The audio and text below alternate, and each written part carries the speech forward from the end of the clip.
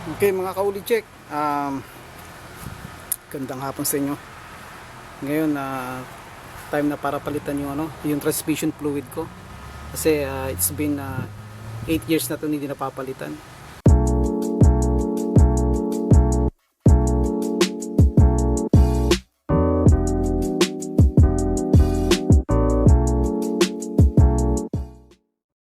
Checkin muna natin kung ano ba sitwasyon niya.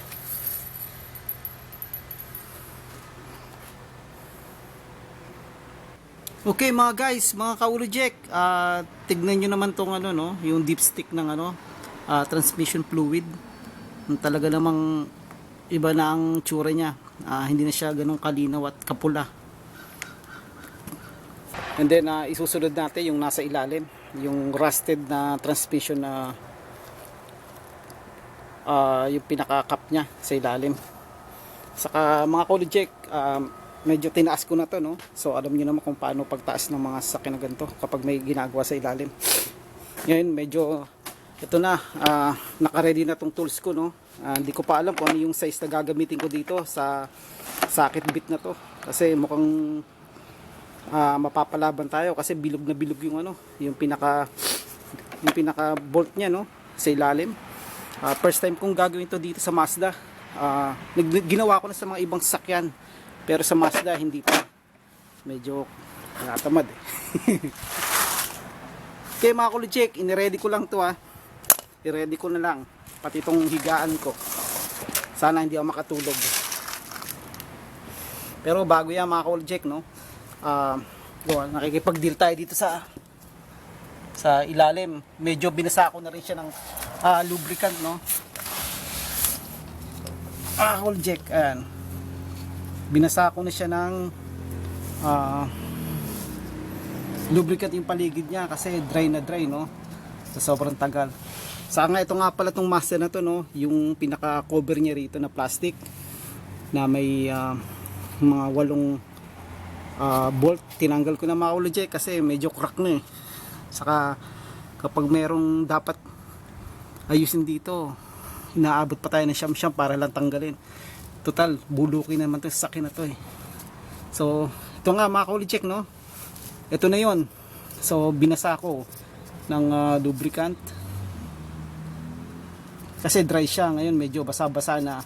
Pero lalagyan ko pa rin kahit konti para hindi magkaroon ng damage yung thread niya saka yung internal niya, no? Part niya, no? Kasi mas lalong mahirap pag i-drain ko lang 'to mga kaulicheck. Kasi medyo kailangan ko itong sakyan eh. Hindi ko muna papalitan ng filter. Kasi ito, lahat to kailangan tanggalin. Paikot. Hindi ko alam kung anong size to. Baka to, mga 12 siguro niya, size niya. Pero ito mga kulichek, hindi ko pa alam kung anong size kasi first time kong gagawin dito sa Mazda, no? Yung pagpalit ng transmission. Okay mga kulichek, i-double spray ko tong yung tatanggalin natin plug dito kasi dito natin palalabasin yung brake fluid ng transmission kasi talagang kapag gantong nasa ilalim at nakikipag tanggal ka ng mga bolts and nuts, kailangan talagang spray mo nito para hindi masira yung thread or mismo yung tinatanggal mo kasi kapag naputol yan sa loob mas mahirap, kaya kailangan laging may ganito. Tulad yung mga tornilyong ganito mga kaulijek, mga dry yan talaga, kailangan basahin muna para isakap niya yung chemical na magpapalambot doon kasi katagalan mga kaulijek parang naka-welding na yan eh. So tulad rin na sinabi ko noon na kapag ang tornilyo rusted na o yung kalawangin na yan parang naka-intact na yan dyan. So kapag pinilit mo na dry yan, maaaring bumilog o maputol. So mas mahirap at mas malaking trabaho ang gagawin. So mas mainam na lang na basahin mo na lang nito, maghintay ka na lang ng minuto, and then pwede mo nang luwagan para tipid din sa oras at kasi nakaka-stress yan mga kulijek. Ito nga pala, no, so inilapit ko na yung isang set ng socket bit dito kasi hindi ko alam kung itong brand na to Mastercraft dito sa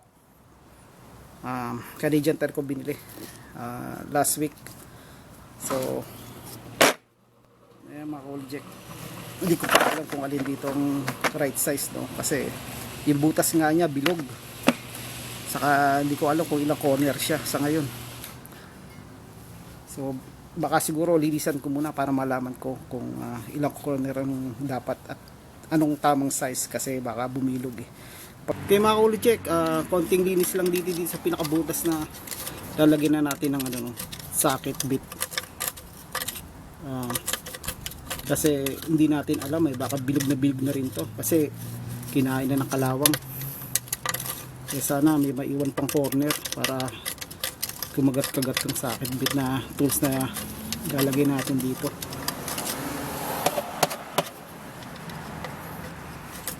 Kasi kapag pinabayaan natin lagyan to at ano, kasi ilagay yung tools at rusted siya, may mga nakakalang yan, nakalawang, baka kapag ipinihit natin dumulas lang. So kailangan din ng konting linis bago natin isagawa yung pagtanggal nito. So okay na siguro mga ka-Oljek, tingnan natin kung anong size ang karapat dapat dyan, kasi kapag nanghula tayo baka ma-lost thread, mahirap na. Okay mga ka-Oljek, balik tayo rito. So unahin natin tong mukhang malaki butas eh. Try natin tong 8. Okay ka-Oljek, ito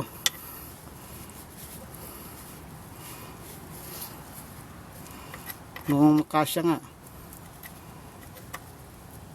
O ito jackpot, eksakto mga ka-Oljek. Ayan o, 8 nga.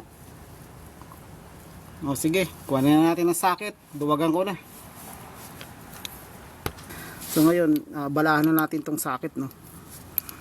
Itong ano, socket bit dun sa ano, socket holder. Ito lang yung mga ka-Oljek, 8 lang, 8. Don't forget this size 8 siya, itong socket bit 8. Okay, so ayun, kailangan mo na rin siguro mga i-ready yung mga itong oil pan mo, no, sa transmission, kasi baka magkalat. Kaya kailangan naka-ready na para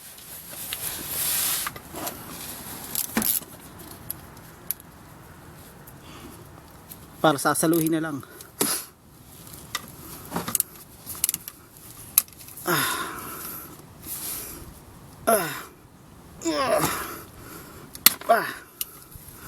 Whoops.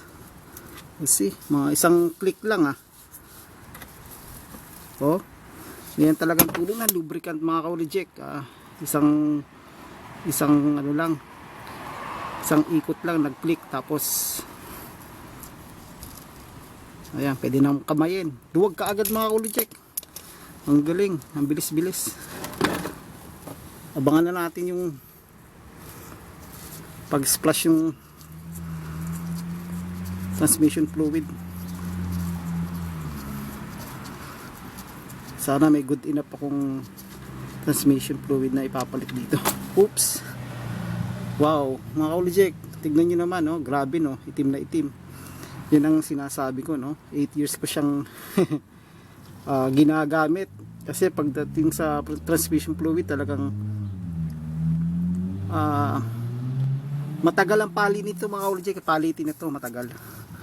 Hindi ko pa alam kung pinalitan to ng dating may-ari na bago siya binili. Second hand to mga ka-Oljek. Second hand kong binili to.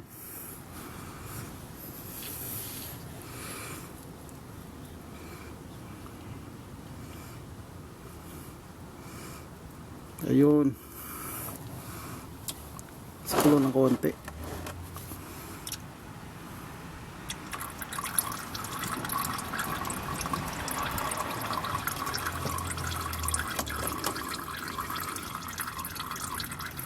Yan, madami din pala, no?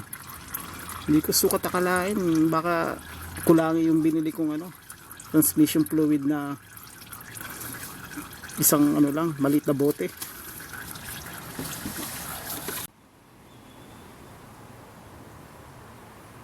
Okay mga guys, mga ka-Ulijek, ito na yung ano no, um, transmission fluid na marumi na galing dito sa Mazda 5. Okay mga ka-Ulijek, ito sinalinan ko na nga pala tong ano, yung emptying galon na to para malaman ko kung ano yung talagang sukat niya no, nung pinilash ko tong ano, transmission fluid.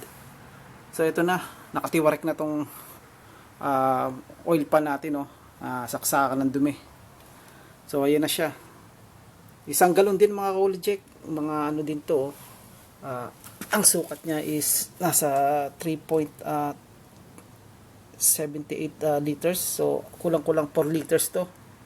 So dapat ganyan din ang ilalagay natin para alam natin kung ano yung tamang sukat at hindi tayo sumablay. So ito yung mga nakuha ko sa lahat-lahat no, sa pag-drain ko. So kailangan ibalik natin ng bago. Yung fresh one para maging masaya si transmission at bigyan tayo ng magandang takbo. Okay? Para maging smooth.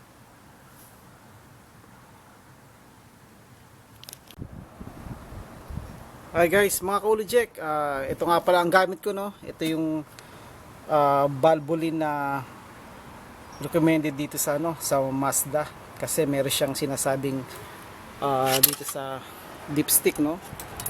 Ayan no, may makikita yung MB. Ibig sabihin ng MB, Mercon B. Mercon B. Yan ang type ng transmission fluid na gagamitin para sa Mazda. Kasi hindi ka pwedeng gumamit ng hindi naaayon sa sasakyan, baka masira.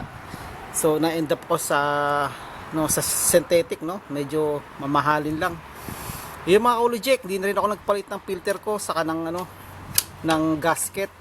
Hinaya ko na lang na ganoon kasi masyadong medyo matagal pag pinix. Itong pala masasakyan to, kailangan na kaagad right away. So hindi ko na ipapakita sa inyo mga ka-Ulijek kung paano pagtanggal ng filter saka ng gasket niya kasi hindi ko naman ginawa. Sasalinan ko na lang ng bago. Ito na. Ilalagay ko na tong bagong fresh natin no. Transmission fluid, pero depende naman sa iyo kung gusto niyo palitan nyo, madali lang 'yon. Tatanggalin niyo lang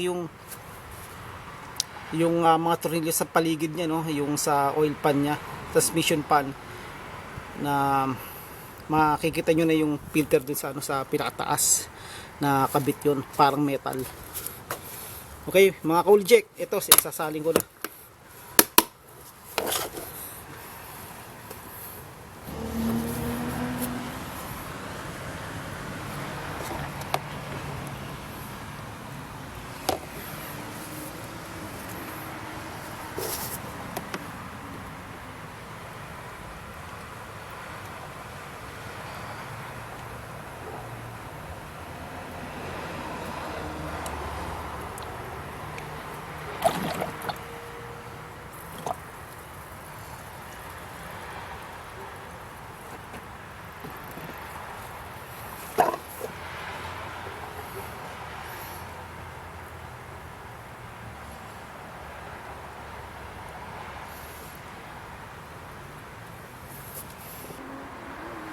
Okay mga ka-Ulijek, nasalinan ko na.